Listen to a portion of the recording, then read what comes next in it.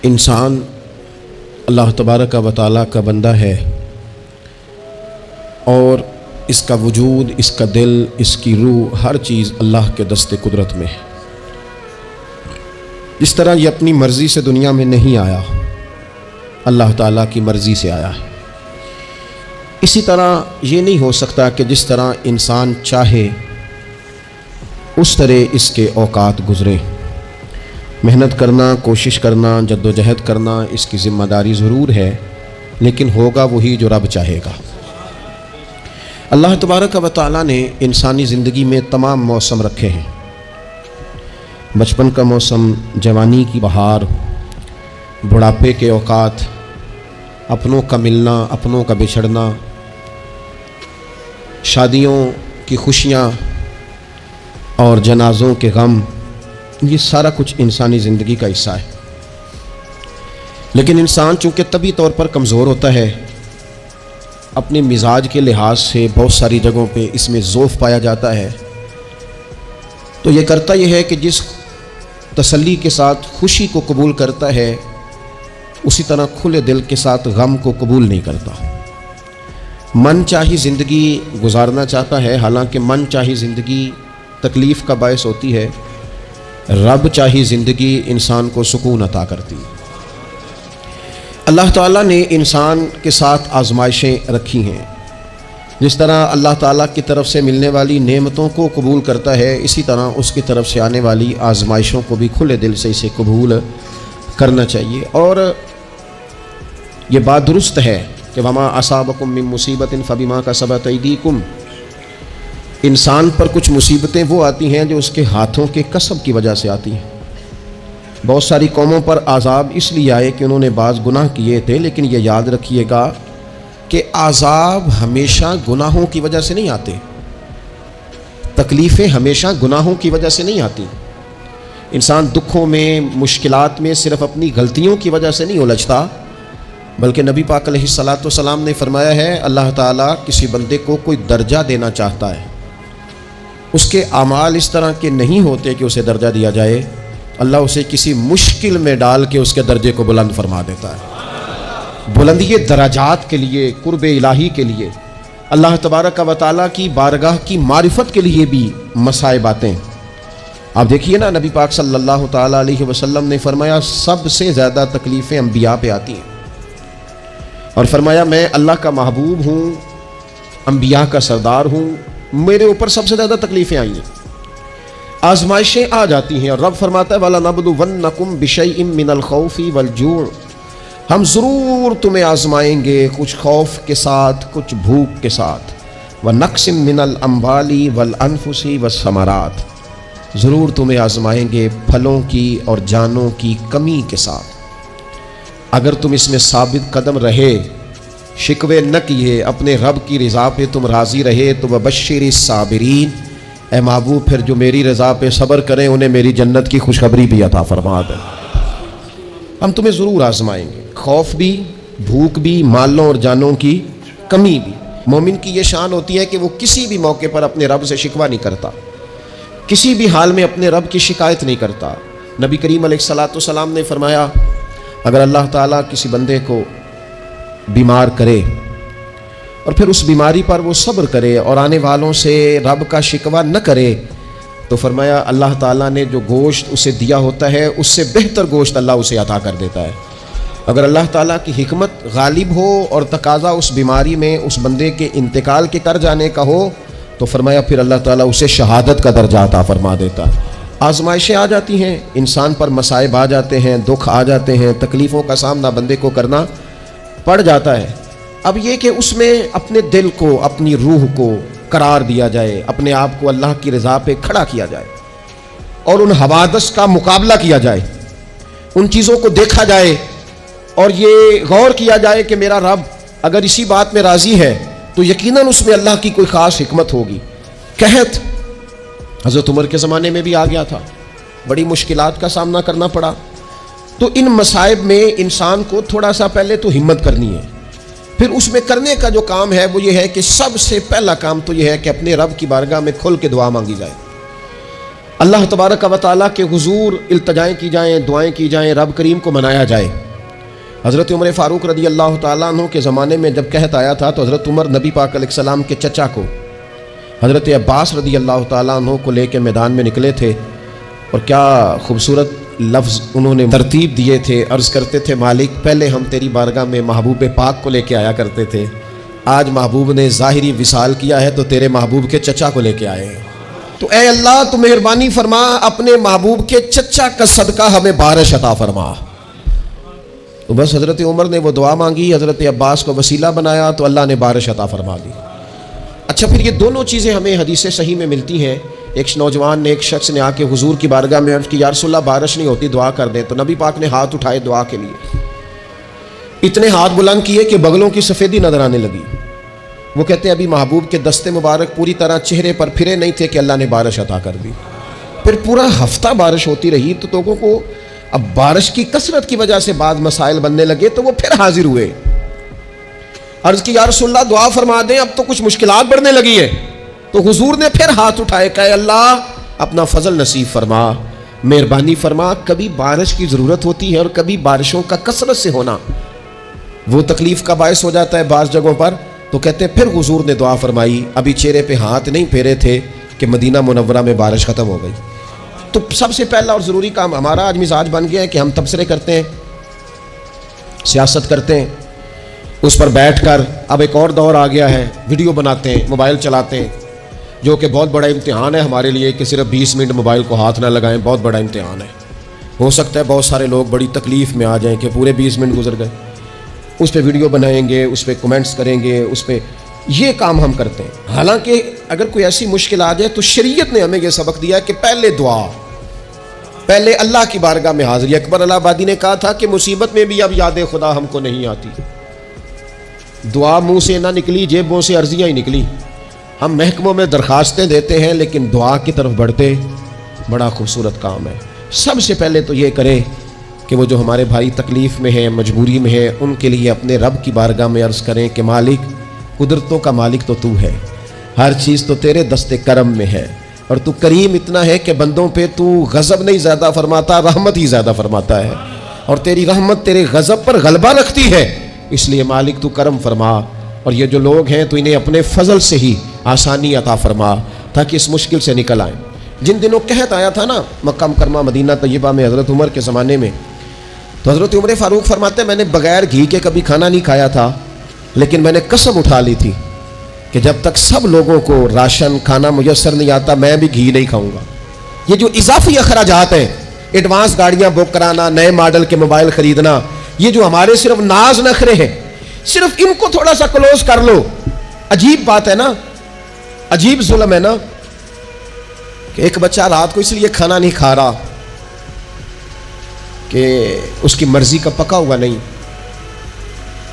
اور ایک طرف میرے ہی وطن میں اس ویڈیو نے بھی میری چیخیں نکلوا دی جس میں ایک بیٹی، اور اس کی عمر بھی بالکل اتنی ہے جتنی میری بیٹی کی عمر ہے، اس سے وہ صافی پوچھتا ہے، پاؤں اس کے ننگے ہیں اور پاؤں پہ کیڑے چڑھ رہے ہیں، تو اس سے پوچھتا ہے پتر کیا چاہیے؟ وہ کہتی ہے صرف روٹی کھانی ہے، کوئی مطالبہ نہیں، کوئی مطالبہ نہیں، روٹی دا دکھ نہ پوچھو، یہ روٹی بندہ کھا جا دیجیے، روٹی بندہ کھا جاتی۔ اللہ کریم نے فرمایا وَتَعَاوَنُوا عَلَى الْبِرِّ وَالتَّقْوَى، جب تقوی اور پرہیزگاری کا معاملہ ہو تو ایک دوسرے کے ساتھ تعاون کرو، ایک دوسرے کے ساتھ تعاون کرو، ایک دوسرے کا آگے بڑھ کے بازو تھامو، خیر کے کاموں میں ایک دوسرے کی مدد کرو، آگے نکلو۔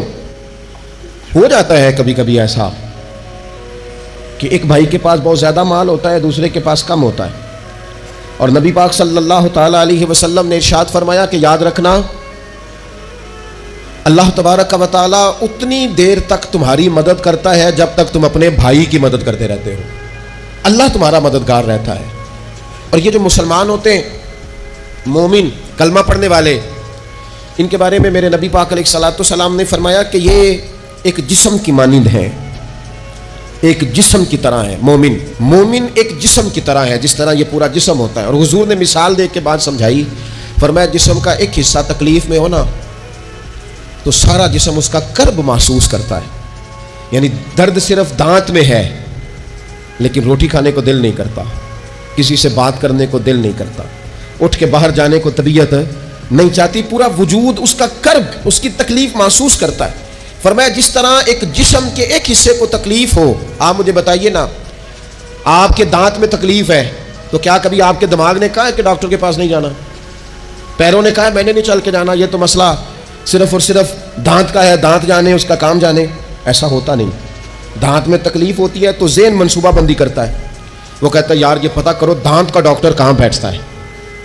फिर आपकी ज़ुबान हिलती है, मालूमात करती है, फिर आपके पैर चल के वहाँ जाते, और फिर आप अपने दिल से माफ़ी ज़मीर वहाँ बयान करते, फिर आप अपना कमाया हुआ सरमाया खर्च करते हैं। भाई एक दांत को तकलीफ है तो रहने दो, सारे जिस्म को काम में क्यों लगाया है? तो माना यह है कि जब जिस्म का एक हिस्सा तकलीफ में हो, बाकी सारे सपोर्ट करते हैं ताकि वो ठीक हो जाए। तो हुजूर ने फरमाया मेरे सारे मोमिन एक जिस्म की तरह, सारे मक्के से हिजरत करके मदीने आए, घर बार पीछे रह गए, जायदादें पीछे रह गई, कारोबार पीछे रह गए। हुजूर ने फरमाया तुम भाई हो। लेकिन वो सहाबा थे ना, उन्होंने भाई भाई अपने आप को सिर्फ तकरीरों में नहीं समझा था, उन्होंने अपने आप को भाई भाई सिर्फ महफिलों के नारों में नहीं समझा था, उन्होंने अपने आप को भाई भाई सिर्फ अदीब शायर की शायरी में नहीं समझा था, वो मन से उनकी आवाजें आती थी हम सचमुच के भाई हैं। उन्होंने तय कर लिया था कि हम भाई हैं। लिहाजा जब हुजूर ने कहा ना आप तुम्हारे भाई वहां से हिजरत करके आए हैं तो इनकी मदद करो, तो फिर उन्होंने सही वाला भाई समझा। धागा रख के अपना घर तकसीम करके आधा अपने भाई को दिया, कारोबार बांट के अपने भाई को दिया। जिसके पास 4 ऊंट थे उसने 2 अपने भाई को दे दिए। चलते कारोबारों में भाइयों को शरीक बना लिया। उन्होंने उन्हें इस तरह करके रखा कि फिर वो जो मुहाजिर थे वो मुहाजिर रहे ही नहीं। उन्हें यूं लगा कि हम तो एक घर से अपने दूसरे घर में शिफ्ट हुए, उन्हें किसी जगह भी कोई तकलीफ नहीं आई। लेकिन अमीर आदमी गरीब को भाई समझने को तैयार होता नहीं, तगड़ा बंदा छोटे के करीब जाने के लिए राजी होता नहीं। जब तक वो खास ज़हन न बने जो ज़हन हमें रसूल पाक सल्लल्लाहु अलैहि वसल्लम ने अता किया, उतनी देर तक इंसान उस मकाम तक पहुंच नहीं सकता जहां वो अपने भाई के लिए खैर का मामला करे। तो एक तो ये कि हमें आगे बढ़ना चाहिए, उन लोगों को अपना भाई जानना चाहिए। चौथी बात, इस्लाम के अंदर ना हर जी रूह के साथ नेकी करने का अजर है, हर तर जिगर वाले के साथ नेकी करने का सवाब है। इस्लाम के अंदर जो तर जिगर रखता है, जिसके वजूद में रूह है, उससे नेकी करें अजर मिलेगा। सही हदीस में मौजूद है ना, और मेरा ख्याल है आप सबको वो हदीस आती है कि नबी पाक अलैहिस्सलाम ने फरमाया कि सारी ज़िंदगी गुनाह करने वाली औरत ने कुत्ते को पानी पिलाया था तो रब ने बख्शिश फरमा दी। कुत्ता हलाल जानवर भी नहीं, कुत्ते को पानी पिलाया, सारी ज़िंदगी के गुनाह थे, अल्लाह ने माफ़ कर दिया। कोई भी तर जिगर वाला हो, आप मुझे बताइए एक कुत्ते को पानी पिलाने से रब माफ़ करता है, तो अगर कोई किसी इंसान की खिदमत करे, और निरा इंसान नहीं मुसलमान, और निरा मुसलमान नहीं मदीने वाले का गुलाम, रसूलुल्लाह का कलमा पढ़ने वाला, उसके साथ नेकी करने से अल्लाह कितना अजर अता फरमाएगा। तो अजीज़ भाई, मखलूक खुदा से जब लोग प्यार करते हैं, जब लोग मोहब्बत करते हैं, और जब हमारे दिल नरम, हमें ना मादा परस्त बनाया गया है कुछ अरसे से, हमारा ज़हन बना दिया। और ये ढेर सारे लोग हैं जो तकसीम करते हैं ज़हनों को, ढेर सारे लोग, इसमें बाद मजहबी लोग भी शामिल हैं इल्ला माशाल्लाह, जो ज़हन तकसीम करते हैं, छोटी छोटी अपने लालच के लिए लोगों को एक दूसरे से दूर करते हैं। ये तकसीम कार हमारा आम हिस्सा है, आम जोज़ है। याद रखना, जब कौमें मादा परस्त हो जाती हैं ना, जब वो हर चीज़ को पैसे में तोलती हैं और पहले अपना नफ़ा देखती हैं, फिर वो माशरा इंसानों का माशरा नहीं रहता, वो ताजरों का माशरा होता है। वहाँ हर चीज़ सेल होती है, बेची जाती है। दोस्तों, कल्बी तौर पर जब दिलों में गुंजाइश होती है, जब हमारे दिलों में वुसअत होती है, जब हमें प्यार करना आता है, 2 आदमियों का खाना 3 आदमी खा सकते हैं। शर्त यह है कि वो तीसरे को बिठाने की वुसअत रखते हों। 4 आदमियों का खाना 5 आदमी खा सकते हैं, शर्त यह है कि उनके दिलों में गुंजाइश मौजूद हो। याद रखना, एक छत के नीचे एक ही घर के अंदर 4-5 खानदान गुजारा कर सकते हैं, शर्त यह है कि उनके दिलों में गुंजाइश मौजूद हो। शर्त यह है कि वो कल्बी कैफियत वही रख।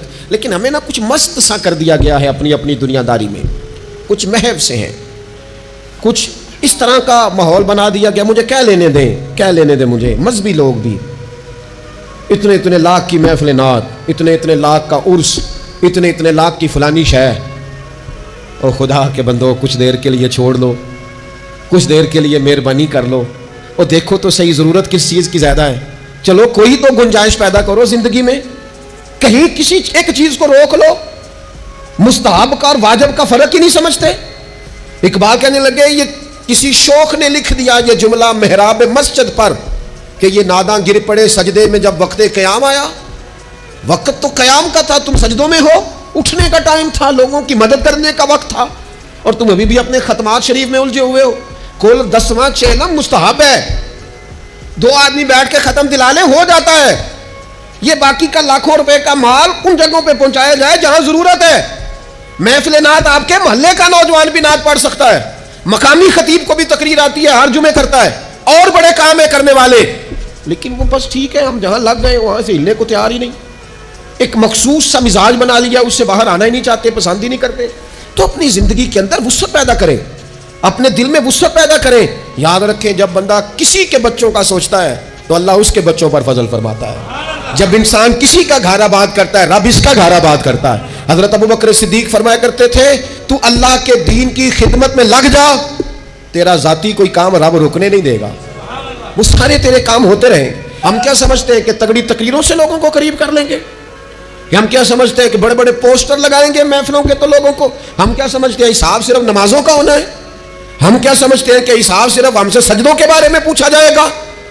यह भी सवाल होगा, यह भी सही बुखारी मुस्लिम में मौजूद है, सही हदीस में मौजूद है कि रब फरमाएगा ओ बंदे मैं भूखा था तूने मुझे रोटी नहीं खिलाई, मैं प्यासा था तूने पानी नहीं पिलाया, कपड़ों की हाजत थी तू लेके नहीं आया, मैं बीमार था तूने तीमारदारी नहीं करी। मालिक तू खाने से पाक, पीने से पाक, पहनने से पाक, बीमारी से पाक। तो रब करीम फरमाएगा वो जो तेरे पड़ोस में बंदा बीमार था तो मैं ही तो था ना, वो जो तेरे पड़ोस में आदमी भूखा था तो बंदा तो मेरा ही था ना, वो जो तेरे दाएं बाएं लोगों को हाजत थी तो वो मेरे ही बंदे थे। खुदा के बंदे तो हैं हजारों, बनू में फिरते हैं मारे मारे, मैं उसका बंदा बनूंगा जिसको खुदा के बंदों से प्यार होगा। कुछ ना थोड़ा सा अपने दिलों में वो क्या बात की थी सागर ने, उसने कहा था कि यही है ज़ौक़े इबादत की इंतहा सागर, और गमे हयात के मारों का एहतराम करो। ये जो गमे हयात के मारे हैं इनका एहतराम करो। एक 100 घर था मदीना शरीफ में, इमाम अबू नईम ने इसको लिखा है। हमारे यहाँ भी लोग इफ्तारी कराते हैं, सियासी इफ्तारी रमज़ान में, सियासी इफ्तारियाँ जिनसे हमें काम नहीं पड़ता, जिनसे हमें कल को काम निकलवाना हो तो उनकी रोटी पकाई जाती है। सियासी वलीमे, सियासी दावतें, सियासी लोगों के इज्तिमात, VIPs के लंगर, ये हमारा कल्चर बन गया है, ये हमारा मिजाज बन गया है। और नबी पाक अलैहिस्सलाम ने फरमाया लानत उस दावत पर जिसमें अमीरों को बुलाया जाए और गरीबों को नज़रअंदाज किया जाए, वो तो मलून दावत है। 100 घर पूरा था मदीना मुनव्वरा में, जिसमें 3 वक्त का खाना, बच्चों के कपड़े, अगर कोई बीमार हो जाता तो दवाइयाँ, और दे कौन जाता है अल्लाह ही बेहतर जानता है। एक नकाब पोश आता था दरवाजे पे दे जाता था, नाम पूछते थे तो नाराज हो जाता था, और ये एक दिन काम नहीं हुआ, सालों ये काम जारी रहा, पता ही कोई नहीं कौन दे जाता है, कोई खबर ही नहीं। फिर अचानक 2-3 दिन हो गए वो लंगर आना बंद हुआ, वो अखराजात उठाने ख़त्म हुए। अब लोग एक दूसरे से पूछने लगे कि वो खाना तेरे घर भी नहीं आया, तेरे घर भी नहीं आया, पता करो कब से नहीं आया, पता करो कब से नहीं आया। तो तय हो गया, जब लोगों ने तारीखें लगानी शुरू की, एक दूसरे के साथ मिलानी शुरू की, तो 18 मुहर्रम से मेरे घर नहीं आया, हाँ हमारे यहाँ भी 18 मुहर्रम से नहीं आया, पता करो, तहकीक करो। पता चला कि 18 मुहर्रम को इमाम ज़ैनुल आबिदीन का विसाल हुआ है। सैयदा पाक का ये शहज़ादा, इमाम हुसैन का करबला में बच जाने वाला ये जानिशीन, एक 100 घरों में और थोड़ी सी आबादी, 100 घरों में 2 वक्त खाना और अपने कंधे पे तोड़ा रख के, लंगर की बोरी रख के पहुंचा के आते, और चेहरे पे नकाब होता, कोई पूछता नाम क्या है तो नाराज़ हो जाते। 100 घरों में खाना जाता। उनके विसाल के बाद जब गुस्ल दिया जा रहा था तो मोटे मोटे निशान थे कमर पे। लोगों ने उनके बेटे से पूछा कि ये क्या है, तो फरमाने लगे मेरे वालिद अपने कंधों पे थैले रख के आखिर उम्र तक घरों में पहुंचा के आते रहे। लोगों ने कहा हुजूर आप क्यों नहीं जाते थे, आप जवान थे। तो आपके शहजादे कहने लगे मैं कहता था अब्बा जी से कि मैं ना चला जाऊं, तो फरमाते थे पुत्र अगर तू जाएगा तो फिर तुझे उस गरीब का नाम भी बताना पड़ेगा, मैं तेरे सामने पर्दा नहीं खोल सकता, ये मेरा और मेरे रब का राज है। इस चुपके के साथ, इस मोहब्बत के साथ हज़रत इमाम ज़ैनुल आबिदीन रज़ियल्लाहु ताला अन्हु खिदमत करते।